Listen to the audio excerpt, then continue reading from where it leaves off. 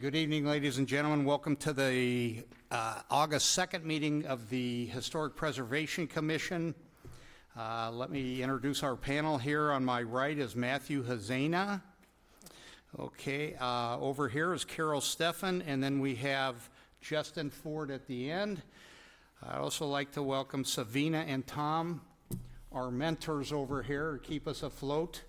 We appreciate all of you people being here. Okay, we did the roll call. Let's do the Pledge of Allegiance. Yes, sir. Just as a matter of order, Commissioner Human is excused absence, so I want to have that on the record. Right. Thank you. That's right. Michael Human is out of town, so he has an excused absence. Pledge of Allegiance. Who would like to lead? Okay. Justin.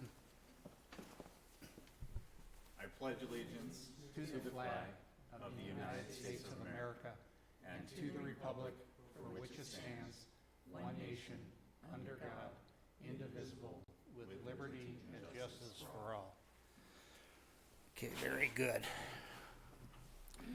Okay, we're going to go to the approval of the agenda. Anybody have any comments on that? Make a motion?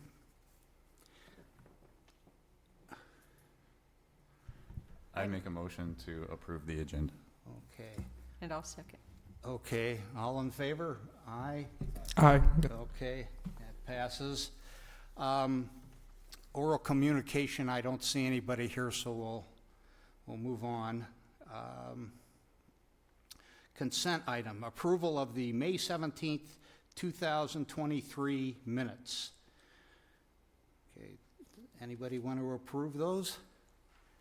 That was last meeting.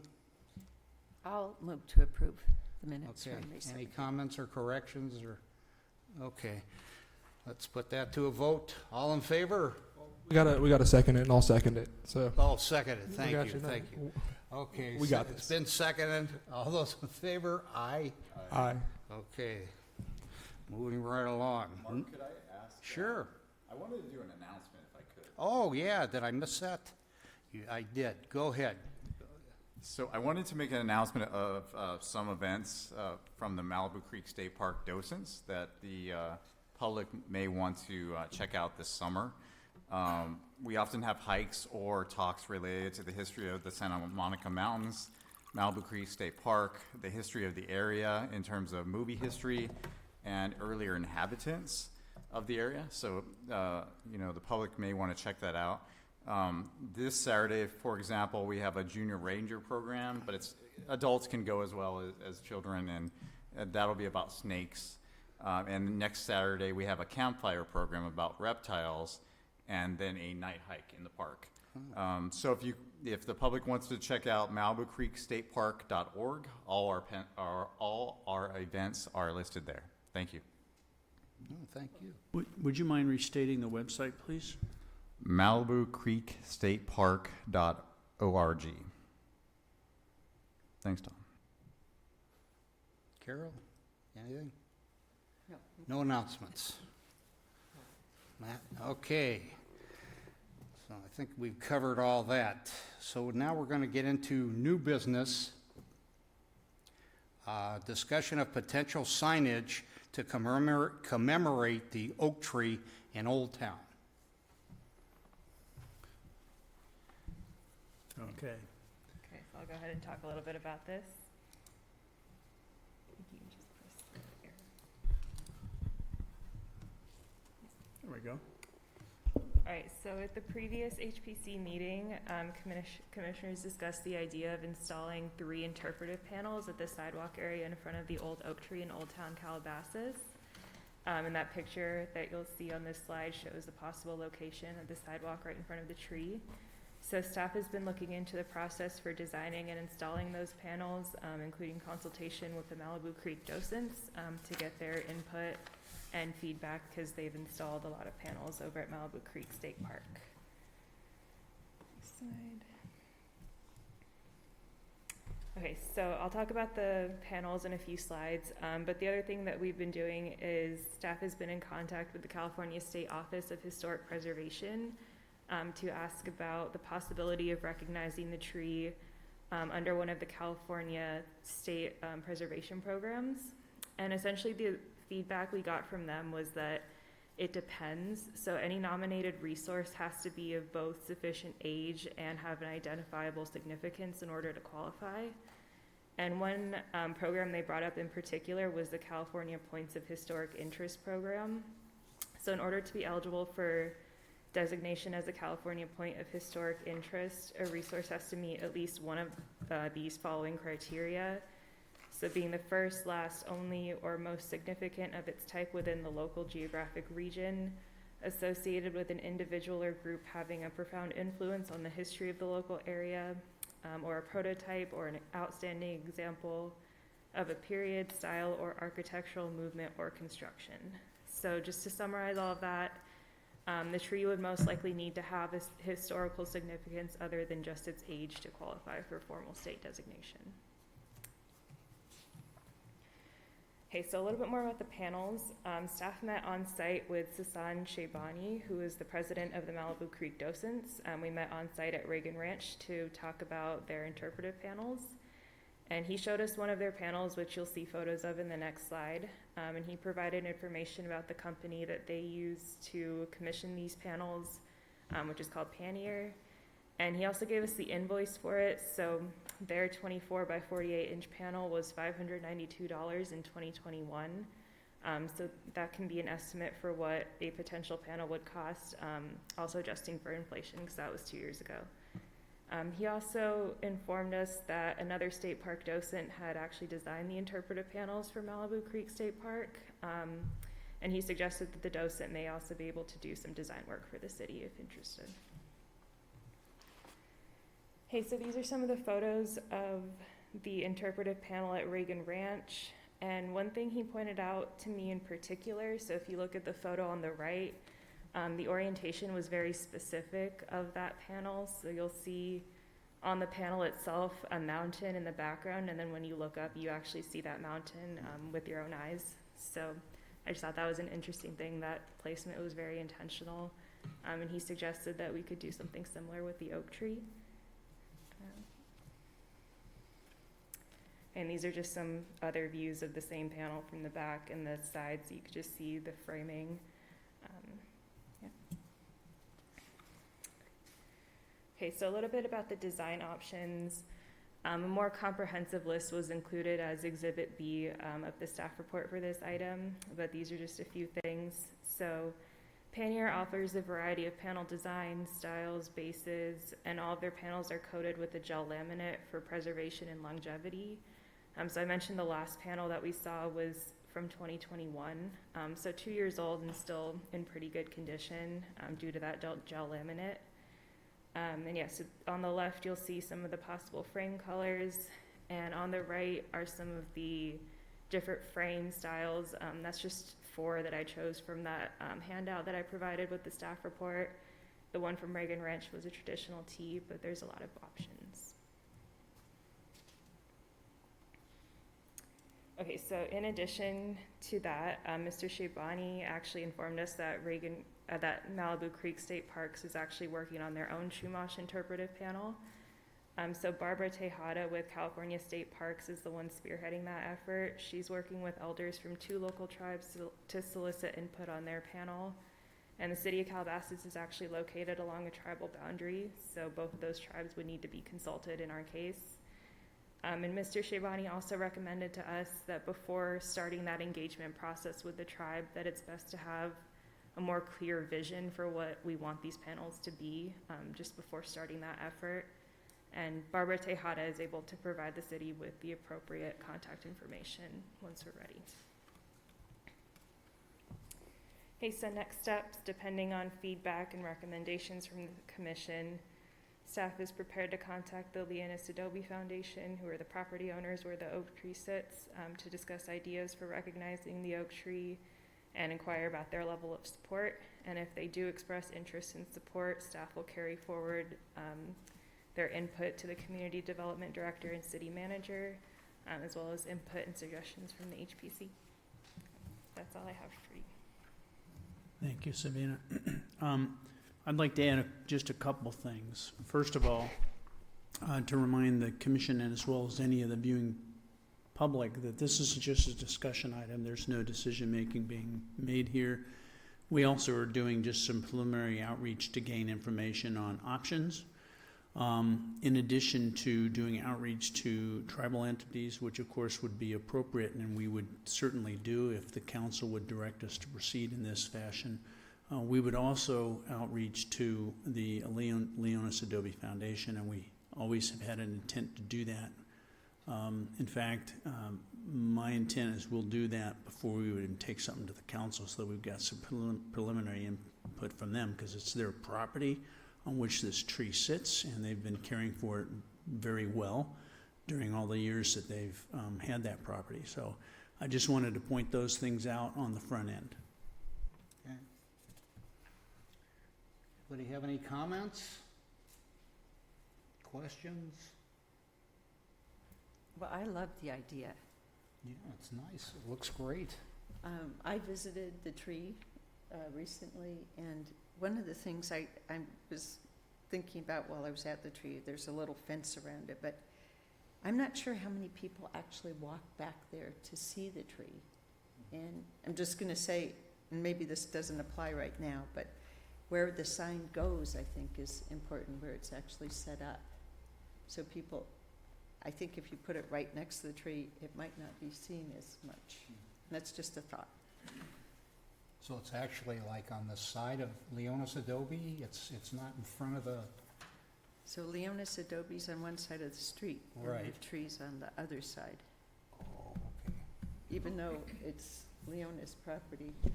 There's a Yeah. picture in the packet. Yeah. It's And I actually took a picture and brought one with me of, Oh, so you can see the road. This is, yeah. yeah, This is Calabasas Road. Yeah. and Leonis Adobe's over. Yeah. Yeah. Oh, okay. So it's just a thought, you know, when the time comes, so Yeah, it you goes wanna take a forward. look? What I'd like to invite the commissioners to consider, if I may, while you're having discussion, there was a photo as part of the presentation, slide 2, that shows the location that we're recommending, which is actually, and the reason we're recommending is it's on public right-of-way, which the city has control over. It would be accessible, obviously, to the general public in that way. To do one next to the tree itself would be up to the property owner, and I would not recommend that necessarily. I don't think it's really going to accomplish what we're trying to do, and we're conveying actually, potentially, anyway, more information than just information about the tree itself. so I'm reminded of when I travel and you go up to a vista and you see, you know, the skyline, and it points out different things. Obviously, the tree is the center point, but if the sign is going to be, you know, that far out, plenty of opportunity to have more information, both, you know, on the land and the structure itself. So I like the direction. You know, we need the input of several of the organizations you're already talking to and trying to talk to. So I also like the brown color, since you're asking about preference. Brown.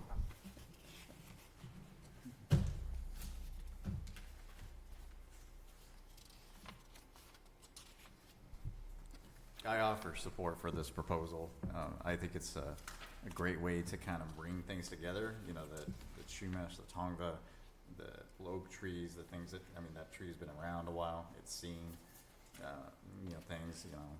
I think it's a good proposal, and, you know, Michael offers, I don't know how will go into his feedback, but he's already, it sounds like he started some work on developing the potential language and others, and so I'm supportive of this. I think it's a great proposal. Okay. Is there any, as far as the sign goes, is there any recommendation of which one to use? Is one sturdier than the other, or? Well, that's a great question, but what I can tell you from experience, because I've done a few of these in my planning career, and most recently for the city for our historic landmarks, Right. and that was much more substantial in terms of, how do I want to say this, quality and durability than Right. what we're talking about here. But we've learned that unfortunately, because we used recyclable metal materials, one of them was stolen within a week of being installed. So I've learned that there's a value to taking this approach where you're using, for example, a melamine or recycled material, lumber-esque product to do the support components. And I believe this vendor and other vendors that would be like that can easily do that, and the panels likewise can be very durable, as Savina pointed out. These are 2 years old and they look really good. So we'll probably try to point in that direction. It will be more affordable and more environmentally friendly and less susceptible to theft or damage due to the perceived value of the material used. Exact design, we'd be getting ahead of ourselves, I think. We're going to look toward the city council when we bring the idea to them to see if they want us to pursue it, and then at that time we'd explore specific options with the costs that go with those.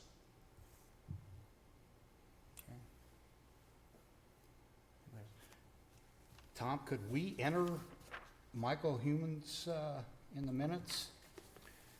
Well, the minutes won't reflect details of that. What I will do, because that's something I distributed and Commissioner Human offered it up as Yeah. information that to be shared, we will post it so that it's available That's with the nice. minutes when they're posted, but it won't be officially a part of the minutes because, Okay. of course, Commissioner Human's not here. Exactly. Okay, well, thanks. Yeah, it's pretty detailed. All right, anybody have anything else on that? No? All right, let's go to the discussion on the resurvey of the eligible historic properties.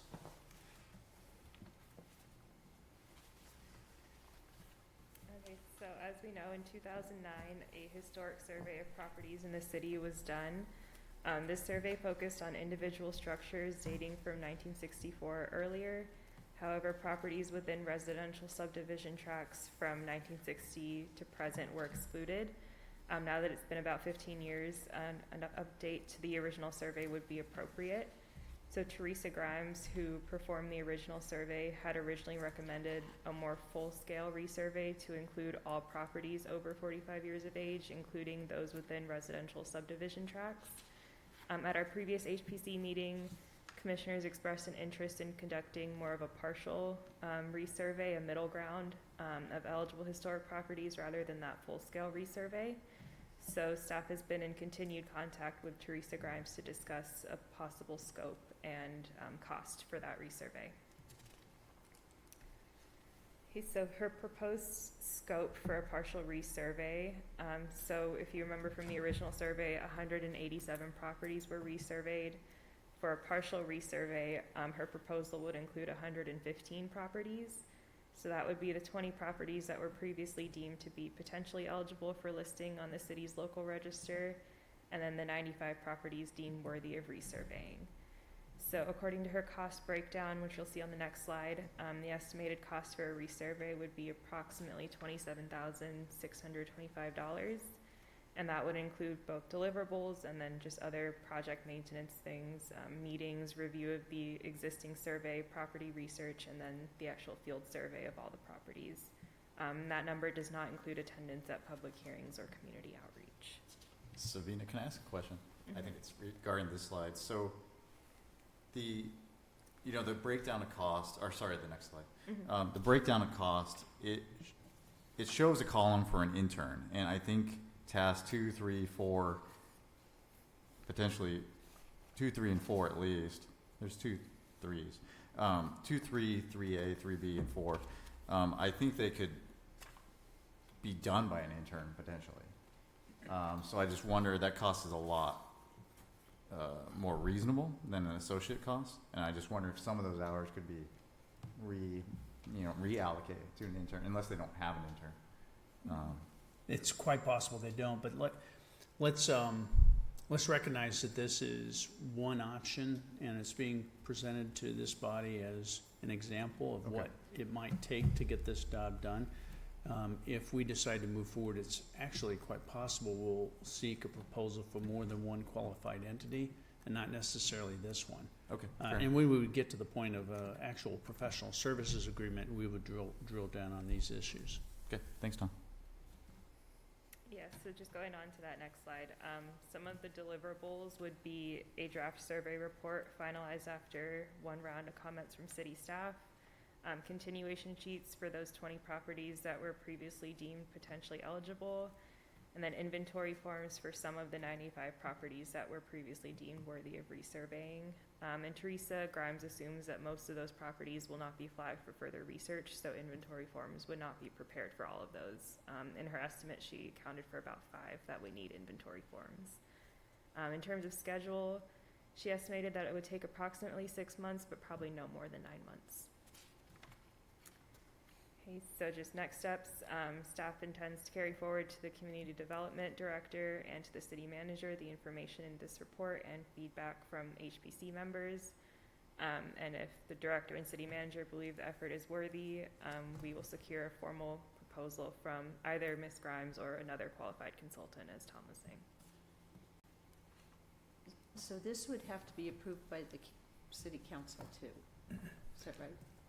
Yes, city council is responsible, obviously, for the budget, and any task that is going to require an expenditure either already has to have been identified within the budget, or if it's something that is outside the budget, we have to ask for a budget amendment to accomplish it. In this case, it's not already in the budget. We would have to ask the council to consider it as a budget, something to do and add to the budget. Council also basically directs staff work. You can imagine that if you didn't have staff work directed by that single entity, you'd have a bunch of ants running around, so to speak, with direction coming from different commissioners, members of the public, individual members of the council instead of the body as a whole, and on and on. So when we do have a new project, whether or not it has a budgetary impact, we usually, especially if it's a bigger undertaking and one that involves some community outreach and those sorts of things, you want to know that the council is on board and wishes for that to occur. So that's why we'll be taking those 2 reasons. We're definitely going to take it to council if that's what the commission wants. So I'm wondering, based on that, whether or not, if they had a problem with the 27, maybe, this is just a thought, to break it into 2 phases, one doing the 20, which that seems like, in my opinion, being on the commission, an absolute, in my opinion, and maybe have another category with the 95. I mean, there's pros and cons to doing it that way. I would be supportive of that as a kind of a backstop or a fallback as well. That's a good idea, Carol. Or if I may be so bold, none. And I'm a little sensitive to this. So I went to UC Hastings, now, University of California, San Francisco. They just changed the name after like 150 years. Anyway, I digress. It's located in the Tenderloin district, notoriously impoverished, and a lot of drugs and crime, and one of the main reasons is development is hindered because a lot of these buildings got a historic designation. Now obviously this is the city of San Francisco and not Calabasas. I just don't. So I mean there's 115 properties total. So I mean let's just hypothetically say half of those are eligible for designation. Now my understanding is that development becomes more difficult once a property is tagged with this designation. Is that correct? Well, difficult's a general term. It does require some review at our level. Additional So review. That's the only really added thing. No individual property owner is obligated to have their property listed. Yeah. So it doesn't impose any requirement there. Of course. It does mean that as we're reviewing a potential project, that if it potentially could affect that property, it might have to come to here. Now, staff does an initial review to determine whether that's the case, and we do have something known as a waiver that is issued at the staff level if upon our initial review, it doesn't warrant review by the commission, we'll issue a waiver. And those happen probably 2 out of 3 instances, at least 2 out of 3. So in most cases, I would say it doesn't really affect the process.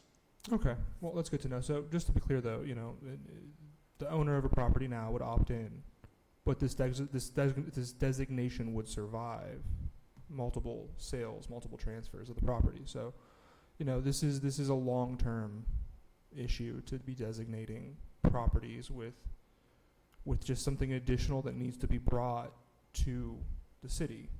So, if we have something that's just calling out for review, then let's do it. One thing that's always stayed in my mind since I got on the commission was, one of the cattle overpasses near Mulholland. That type of thing to me is calling out 115 properties. I mean, what are we talking about? I mean, are these residences? Are these commercial? What's the breakdown? Well, I don't have the breakdown for you right now, but just thinking back through my own head, most of them are residential. Yeah. It's probably about 4 residential against 1 commercial on average. So, for example, a lot of them would end up being in Park Moderne. Mm. So that's where you're going to find most of your older properties that have some perhaps potential. And I, for one, would probably estimate a lower percentage than you have in terms of properties that would actually be identified as eligible. All right. I think I've voiced my position, if we can call it that. Just, err on the side of caution and spending money on surveying 115 pieces of property. So Tom, another question about what happens once you identify a property. Is there any restriction from the owner to making any changes to that based on how we might be designating them as historic? The way the National Preservation Act is set up, that's why eligibility is really the principal, I'll call it threshold. Once you've identified a property as eligible, it garners the same level of protection as a property that's been designated. Now, the reason for that is that if you think back on a history of historic preservation, it's fraught with instances where truly deserving properties could have been protected, but were not protected due to not having been registered somehow. And by them being eligible, you at least get the opportunity to do a more thorough assessment on the potential historic value and options for preserving the resource while still accommodating reuse, redevelopment, that sort of thing. It also still accommodates demolition even, but at least then it requires photo documentation, for example, so that you have evidence of the resource moving forward and for historic documentation purposes. So that's why eligibility ends up being a key aspect of things. As I mentioned, though, before, the property owners are not obligated to do anything except when they go through a development process, as they have to go through review anyway for zoning conformance. This just becomes a part of the zoning conformance review process. Now, if it's something that's some outstanding location where a major historic event occurred, let's say, or it's some unbelievable architectural landmark, then there could be, in some instances, a groundswell of effort to try to preserve such a property. And who knows what can happen in those instances. We have plenty of examples throughout the country where entities are created as not-for-profits to save a property. I know of several in Indiana, my home state, where those sorts of things happened, and great results came from that. And it didn't deprive the property owner of any revenue. It allowed them to sell the property, as it were, to somebody else who was going to preserve it in most cases. So, but you wouldn't have maybe even known about the opportunity had they not been surveyed to begin with. Now, I don't want to presume what the level of opportunities are, shall we say, in Calabasas without the benefit of survey. I can surmise, as somebody who's done a fair amount of this work, what might happen, but that's not being fair. It would be best if a survey is deemed appropriate, that we'll rely on that to determine what's out there that's truly eligible, and have an expert come to that decision. Tom, can you refresh my mind on the 95 properties previously deemed worthy of surveying? Was it that they would age into being more historic, or, you know, or help me understand that? What was, do you remember what or was it a Well, widespread? I wasn't here, so I don't have any institutional memory for that. I mean, I was here, but I wasn't doing the work, let's put it that way. Quite often what it comes from mostly is just age, right? So there have been plenty of properties that are right on the cusp for the 50-year, if you will, threshold. And so the surveyor, out of an abundance of caution, again, because that's the way this niche of city planning tends to operate, they'll say it's worth resurveying. Okay, so it's worth resurveying, but that doesn't necessarily mean that it was worth it because there were 3 out of 5 categories that checked off, and it's more than likely to get the 4th or something, and now it would be eligible. It's really based on them saying, out of everything we've seen, you might want to look at these again. In some cases, you could be talking about a structure that doesn't even exist anymore. In more often is the case, it's been modified since then in some way, that even if the surveyor thought it had some sort of architectural integrity, that integrity may have been lost. There's a lot of things that could go on that way. Probably the most common situation is, okay, so it's a little older, but it's no more important from a historic preservation standpoint than it was the first time.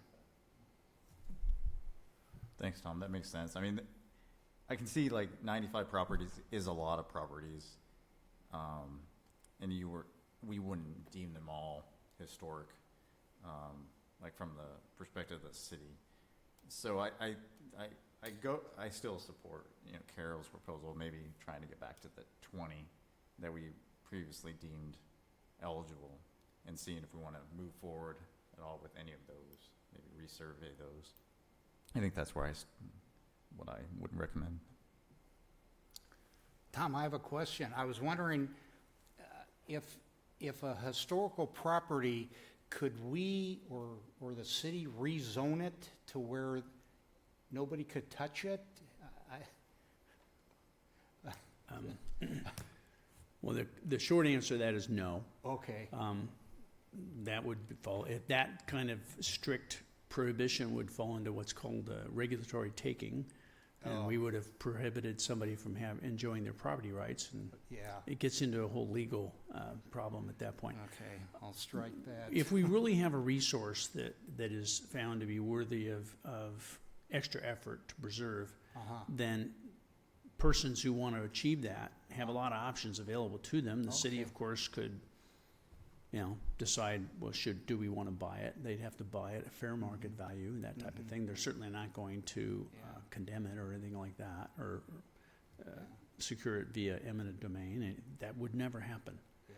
But if some private entity wanted to, a historic society wanted to jump in and take stewardship of it, and that's certainly happened plenty of places in this nation over the years, that kind of thing can happen. Okay.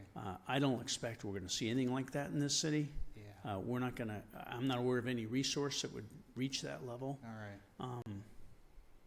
Keeping in mind, historic preservation is always basically a look backwards, and it's a look backwards from the point in time where we are today.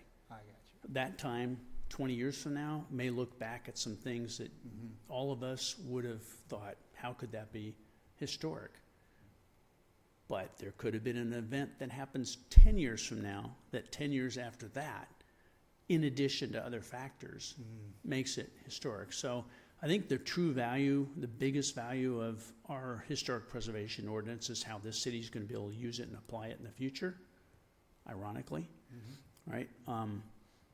But it's always a good idea to know what you have, because these properties are what they are, and they're going to maybe evolve into something else, and some of them won't. They'll continue to be what they are, and in and of that, they could become historic depending on who lived there.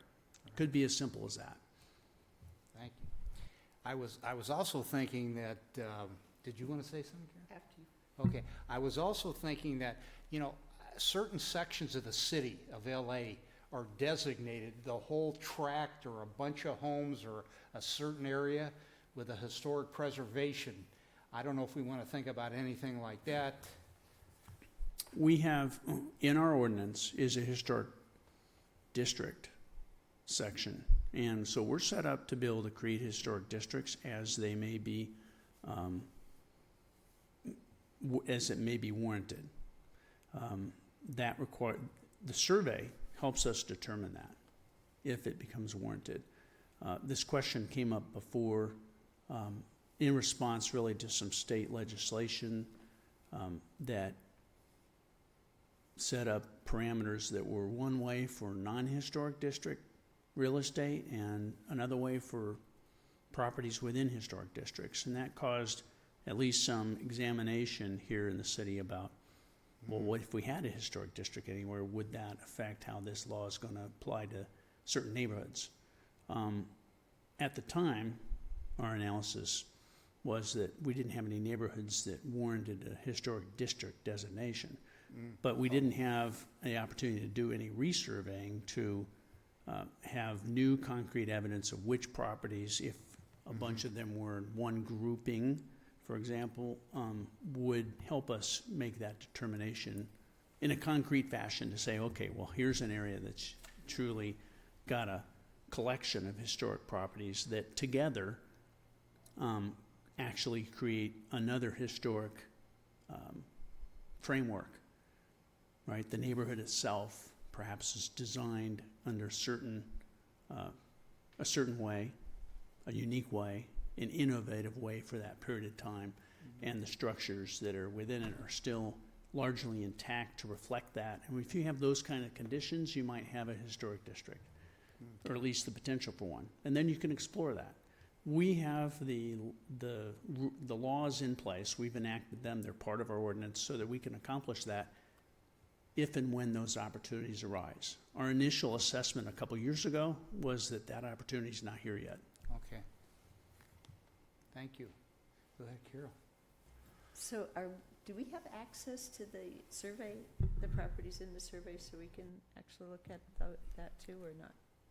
I believe that in your binders that Teal had prepared about a year or two ago and distributed to I'll have to the go back and look commissioners, at I that. think the survey information is one Is of the in there. sections in that.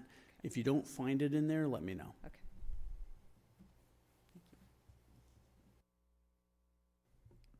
Tom, so help me make sure I'm understanding correctly. So the 20 that were properties previously deemed to be potentially eligible to be listed as a historic landmark for the city, those already have the protections of a potential historic landmark. Is that correct? My understanding is those are the ones that are eligible for at least a local listing. And as such, then, if a project were to come up, we're going to look at it. And that, let's put it this way, it almost forces for that one property sort of a survey for just a focus on that. What's its current condition? How, if any, has it changed since the survey itself? Does the project that's at hand have the potential to affect that resource in a way that would be detrimental to whatever was identified as important historically? One example I'll give you that came along about 5 years ago was somebody who wanted to do a electric charging facility for their Tesla. Okay, so this thing had to be accomplished on the outside of the dwelling, basically outside the garage, and the property is one of the eligible properties. So staff, we had to look at that to just determine, well, is this in any way problematic? Now, common sense, if you will, you would think, well, how would it? It's just a charging thing. We nonetheless at least have to look at it with a little more of than just a knee-jerk reaction. So we looked at it, we looked at where it is relative to how the structure addresses the street, so that in terms of the public view of that structure, is it somehow changed, and is it changed substantially so that it affects what you see? It didn't. So all we had to do was document that, and I wrote what's known as a waiver, and they did not have to come to the Historic Preservation Commission for a formal review. So that's the most common sort of thing that would happen for an eligible property. Thanks, Tom. I was just kind of going back and forth on, so those 20 are kind of eligible, and then the 115 the 95, they weren't deemed eligible at the point of the original survey. So kind of I was thinking towards the outcomes of this survey, like what we would do with the survey results. Like would we potentially take some of the 20 off this list? Or Not likely. Okay. But it is possible. You could have an eligible property, excuse me, that due to some action or actions is changed. It's no longer what it was. It could be a force of nature. It could be actions taken on the part of the homeowner that didn't warrant permits or what have you, or whether it warranted it or not, but they didn't get them. They did something to change it, and it no longer has the integrity, architecturally or otherwise, that contributed to that determination. Okay. And then you would take it off. Okay. For sure. Okay. Thanks, Tom.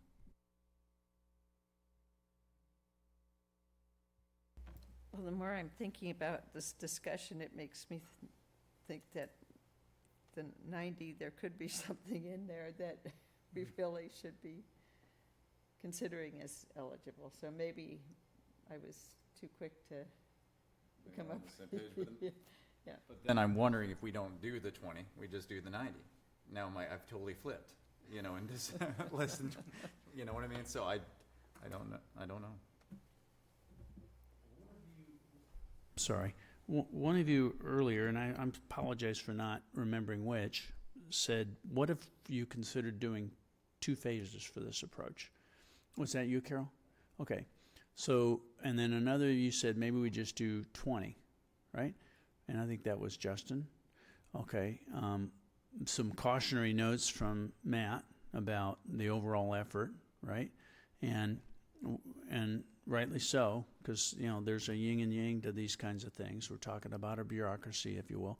So I'm not sure where Mark stands on this so far, but one thing I'm noticing, or feeling like I'm noticing, is the two-pronged approach might be a way to look at this, and you do the first and then chew on that for a little while and then decide whether you want to do the rest of it. Chair Silverman. Thank you, sir. I like that, the two-prong approach. I don't know how anybody feels. Matt had a good idea. What if there's something in the 115 that should be in the 20? Or something in the 20 that should be in the 115? So, wow. I mean, you don't know what you have until you look at it. I think, So I think the it'd be other good ones for that us to weren't, look at the list. I to think so, kind of yeah, come absolutely. up with and get some feeling for an answer to what you just brought up. Right. Yeah. Yeah. So that list would be in a packet that you guys gave us earlier, a couple of years back or a year back? should be in there. Okay, And they're for sure is the 20. They should be in there for sure. okay. The other 90 might not be, I'd have to look back in our records, but I doubt seriously are documented much, because all they're gonna do is say you should resurvey it, right? They're not going, Oh. if it's documented, that means they surveyed it, Sure. right? So, they at least did an initial, the way it goes is you go out to the properties that you want to take a look at, and in most cases, what they do is this one's not worthy of us doing more than what we just did, which is virtually a windshield, what we call a windshield survey. They'll document the fact that they went at address X, they looked at it, it was not deemed eligible. But on some of those, they may say, you know, this is probably worth looking at again in the future. And so they make that note. I don't know that I'm gonna have an actual piece of paper for each one that identifies much more than that. But the 20 for sure should be in there, right, in your packet. Or, I mean, in your binder, Right. pardon me. So, whether I can bring you a list with comments of the 90 or whatever, and Yeah. what was discerned at that time, I doubt I'm gonna have any details like that. Okay. But that's why I said, you don't know what you have until you look at it. And that's kind of where Ms. Grimes what she's basically saying is she recommends you do it. Of course, she'd get paid to do it, so I can't blame her for recommending it. Heck, she recommended we do everything. But Of course. to me, it's just I don't see, by the way, we're not looking at portions of this city that are even close to any blighted conditions, right? I mean, it's farthest from that. So we're not looking at major threats to any potentially eligible resources, or even some that we would look at for the thought that it might be eligible. They're not going anywhere. The properties are well maintained here in this city, very well maintained. So I don't know that we're looking at any concern for loss of resources. The only thing that somebody could be concerned about is, well, they're going to enlarge the property. Well, in most cases, I would say that's not going to affect much of the properties, because most of them wouldn't have been deemed eligible anyway. All right. So I don't know that we have to, as I sometimes caution one of my family members, make decisions based on fear, which is something I usually don't promote. So I wouldn't want any of us to think, well, we may lose something. I don't think that's going to happen. We have time. Yes. Okay. Anybody have anything else? Tom? I don't have anything else on this item. Okay. We're just, I'm gathering from the group, but I'd like to hear maybe in sort of a summary, let's complete the item fashion, Yeah. that we look at the 20 very closely, and we can at least chat with Ms. Grimes or whoever we would select to do the Okay. work about the 90 and what might be a future step for those. So if we just did the 20, would that do anything as far as what she wants to charge us? I believe the $27,000 and change estimate had to do with the whole batch. So Okay. if we were to have her or somebody, another contractor, do the work, it would cost substantially less. I don't think you can just do basic math and think, well, 27 versus 115, it should be whatever slice of the pie that is. You still Right. have to come up with a report. You still got to have Okay. the consultant travel here, go to meetings. So Okay. I don't know that you're going to whittle it down to a small fraction of that Okay. number, but it would be substantially less.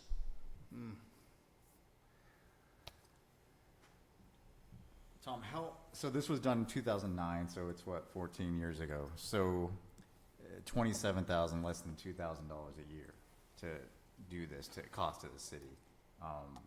How often are these typically done in your experience, and, you know, any thoughts on that? Wow.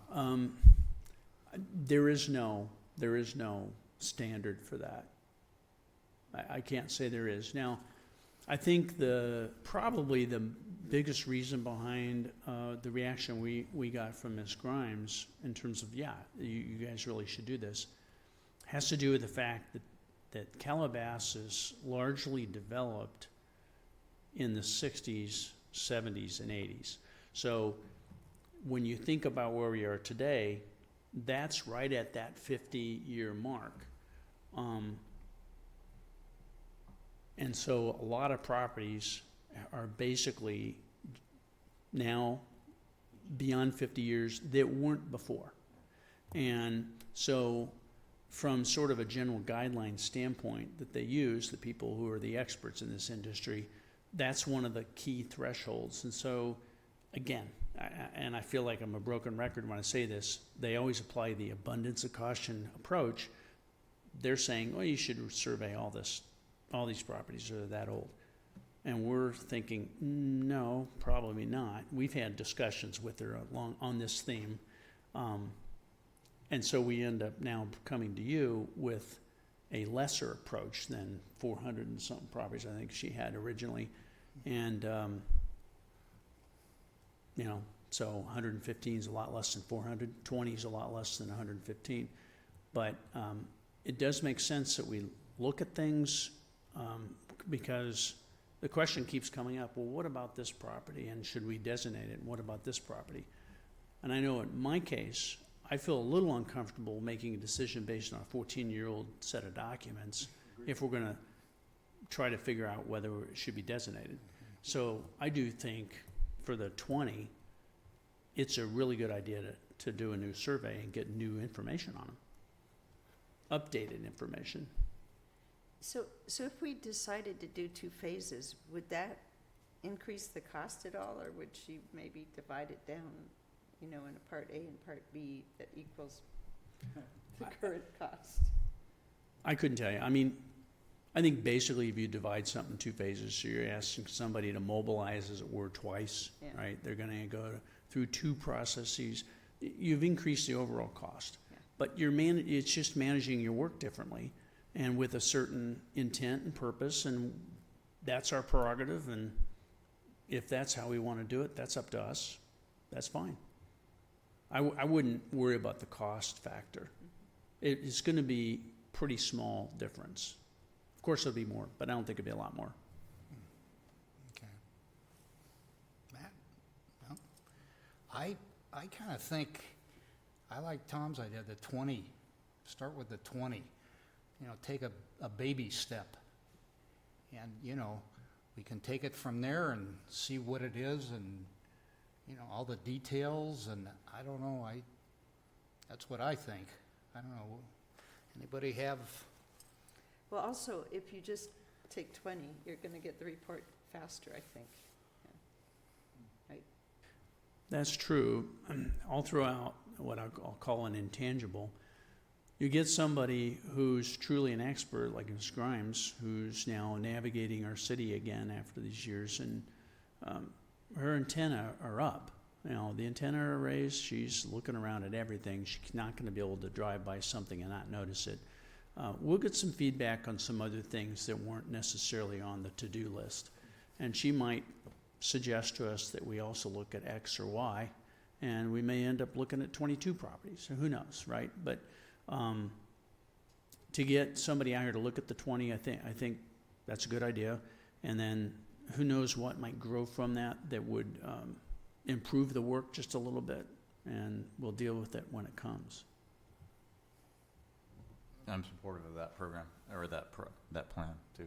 Yeah. Seems like Ms. Grimes she wants to do the work, not maybe just for the money, but it's her town. Well, it's her bailiwick. It's her. This is what makes her clock tick. Yeah, That's what she does. Anybody who's in their job, in their career, and loves it can understand that. Sure. And that's just her niche. Yeah. Yeah. Well, do we need to make a motion or? No, I don't. There's Okay. no formal motion necessary. But Okay. if you'd like to, go ahead.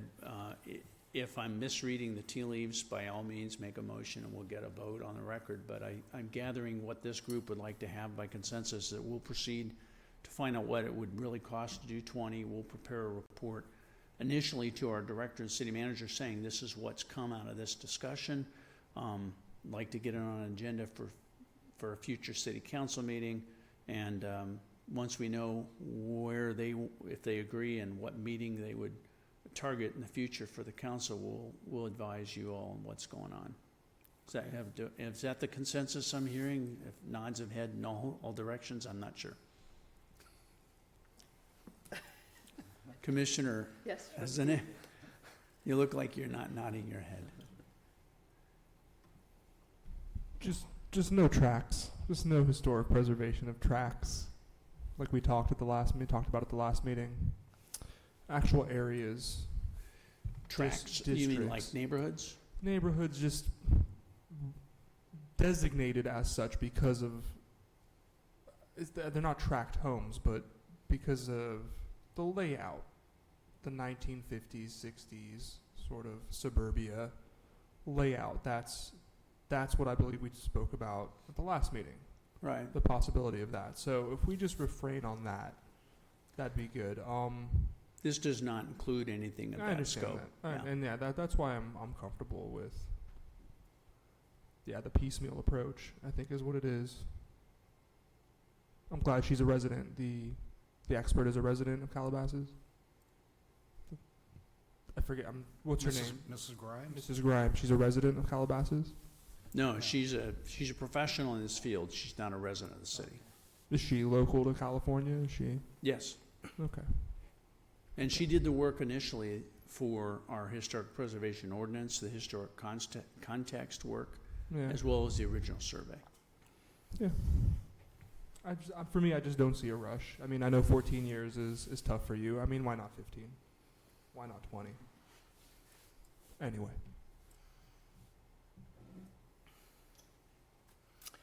So what do you need from us? I guess when I look and ask if there's a consensus, I want to make sure that I'm getting a nod of heads on all four of you that are up there. And if I'm not getting all four, then I think I'll invite the chair to request a vote. I'll give you consensus on the piecemeal approach. Okay, Thank you, guys. thank you. Okay. All right. Okay, that was very good. Future agenda items. Anybody have anything that Carol? Yeah, so I have one. I think it might be a benefit if and we can talk about this as an agenda item, consider joining up with the Leonis Adobe Foundation people and maybe even have a meeting at the Leonis to see if there's any historical things that we can work together on. I think that's a good idea. And I think they would like that from a very minor discussions I've had. Mhm. That's a great idea. In fact, that triggers a recent memory because this had to do with a conversation I think I had with our community development director, Michael Klein, about having the commission take a field trip, as it were, to the Adobe and have dialogue with the people over there. So what, if you'd like, what I can do that, and we'd agendize it as a meeting because we'd have an assembly of this body. So it would be a meeting formally, but the intent would be to focus on that. There wouldn't be other business. Okay, I'll note that for future. You know, I was just going to say, I don't know if any of you watch Huell Hauser. I could be dating myself. Yeah. He did well, you know, it's probably was 20 years ago, but he went through the Leonis Adobe. Yeah, my with gosh. there was kids there on a field trip, and they were walking around, and he's interviewing them and showing them the water tank and the, what do you call that, to pump the water? Oh, really? Wow. Yeah, and the bowls, or I guess, and all the baking bread, and it's pretty nice. California Gold, right? California Gold, okay. So maybe I'll have a check in the mail from Huell Hauser. He watches this. He watches this. Yeah. That's right, yeah, he would. He would. Carol, go ahead. So I have one other thing that came out of a prior meeting, and it was maybe trying to get some grad students to help catalog things in the Masson House, and I don't know if we followed up on that or something. I was looking back in old minutes, and that came up, and maybe it's something we want to do. The Masson House, everything about that, I provided a detailed report up to the city manager's office. As you all might remember, I think you probably all do, the Masson House is just one structure, the primary structure now, because what was it, the Oak Fire or Hill Fire took out the other building, main building, in 2016 or 17. But their efforts in Headwaters Corner, which is the greater property there, to try to get that reorganized in terms of administration and programming. That's all being handled through a council committee and the city manager. So our efforts and interest in trying to move the Masson House along has to be accomplished within that larger framework.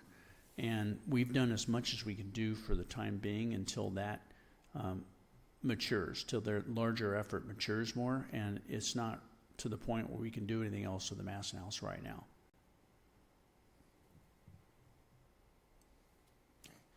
Anybody else with future items? No?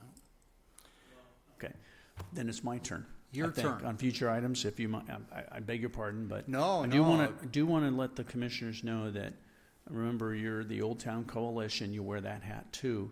And so when there's a sign proposal, which we have one pending, for a property in there, we have to make a determination is consistent with the Old Town Master Plan Design Guidelines, and we have one that we thought was going to be on the agenda tonight.